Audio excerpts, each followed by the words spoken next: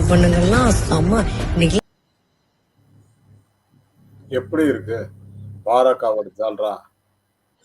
தெரியுமா சபரி வெளியே விட்டு போனது? சபரி வெளியே போனது அவ்வளவு சந்தோஷமா உங்களுக்கு? சரிம்மா, ஓகே. ஆனா நீங்க 2 பேரும் சேர்ந்துதான் ஜால்ரா போட்டுட்டு இருக்கீங்க ஒருத்தருக்கு ஒருத்தர். திவாகரும் சரி, பார்வதியும் சரி. அது என்னம்மா மத்தவங்கள பார்த்து ஜால்ரா போடுறீங்கன்னு சொல்றீங்க? அதுதான் எங்களுக்கு ஆச்சரியமா இருக்கு. சோ இதை பற்றி உங்களுடைய கருத்து என்ன மக்களே சொல்லுங்க. சோ பார்வதி வந்து திவாகரோட ஜால்ராவா? இல்ல திவாகர் வந்து பார்வோட ஜால்ராவா? அதாவது சபரி எஃப்ஜே விட கம்ருதீன் பரவாயில்ல அப்படின்னு சொல்லி பேசிட்டு இருக்காங்க. சோ என்னதான்பா நடக்குது இங்க அப்படிங்கறத பேசலாமா? நிஜமாவே இவங்க 2 பேரும் தான் ஜால்ரா போட்டுக்கிறாங்க.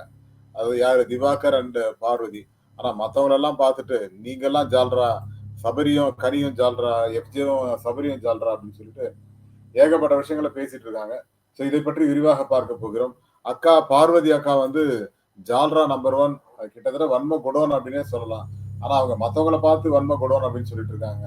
மத்தவங்கள பார்த்து விஷம்னு சொல்லிட்டு இருக்காங்க. மத்தவங்கள பார்த்து நீங்க எல்லாம் வந்து ஜால்ரா போடுறீங்க அப்படிங்கிறாங்க. இப்படி இப்படின்றாரு யாரு?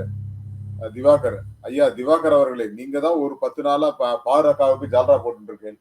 அதை பத்தி சொல்ல மாட்டேங்கிறீங்களே அப்படிங்கிற மாதிரிதான் இருக்கு. அதுவும் அவர் பண்றது பாருங்க, என்ன ஒரு அட்டகாசம் பாருங்க.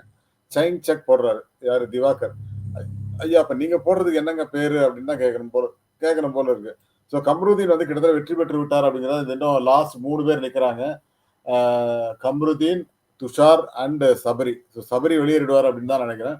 பட் என்னை பொறுத்த வரைக்கும் இந்த கேம் வந்து ரொம்ப சூப்பரா போயிட்டு இருக்கு. பட் கடைசி கட்டத்துல இருக்கிறோம். இப்ப இன்னும் கொஞ்ச நேரத்துல முடிஞ்சிடும் போல இருக்கு. அதுக்கப்புறம் இந்த எபிசோடோட இதே எல்லாம் முடிஞ்சிருக்கு. ஸோ சூப்பரா பண்ணிட்டு இருக்காங்க எல்லாரும். பட் கம்ருதீனோட வெற்றி தோல்வி எல்லாத்துக்கும் காரணம் வந்து அவருடைய சகாக்கள் தான். ஆக்சுவலா வந்து அவர் இப்பதான் ரீசெண்டா தான் இதுக்கு வந்தாரு, வீட்டுக்கு வந்தாரு. அதனால அவரை தோக்கடிக்கணும் அப்படின்னு சொல்லி தான் எல்லாரும் பண்ணிட்டு இருந்தாங்க. ஆனா கடைசியில பார்த்தா அவரு தான் ஜெயிக்கிறாரு அப்படிங்கிறச்ச என்னப்பா பண்றது சொல்லுங்க. ஆனா அக்கா பார்வதிக்கு இருக்கிற வன்மம் இருக்க, பயங்கரமான வன்மம். கொஞ்சம் நஞ்சம் இல்லைங்க. அதுவும் சபரி வந்து தோத்தான் அப்படின்னா எவ்வளவு பெரிய சந்தோஷம். ஆமா, அதையும் சொல்றாங்க பாருங்க ஒரு இடத்துல. என்ன சொல்றாங்க? அம்மா இன்னைக்கெல்லாம் எனக்கு எவ்வளவு சந்தோஷமா இருந்தது தெரியுமா சபரி வெளியே. சபரி வெளியில வந்தது அவ்வளவு சந்தோஷமா அவங்களுக்கு.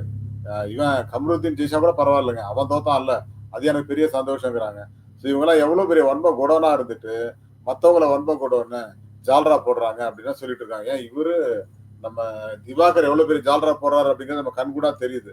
ஆனா மத்தவங்கள உட்காந்து குறை சொல்லிட்டு இருக்கீங்களே தலைவர் அப்படிங்கிற மாதிரி தான் இருந்தது. எனியோ நல்ல கண்டென்டர் அவர், பார்வும் சரி அவங்களும் சரி. பார்ப்போம். ஓகே கைஸ், லைக் பண்ணுங்க, சப்போர்ட் பண்ணுங்க, சப்ஸ்கிரைப் பண்ணுங்க. மீண்டும் சந்திப்போம். Thank you and bye to everyone.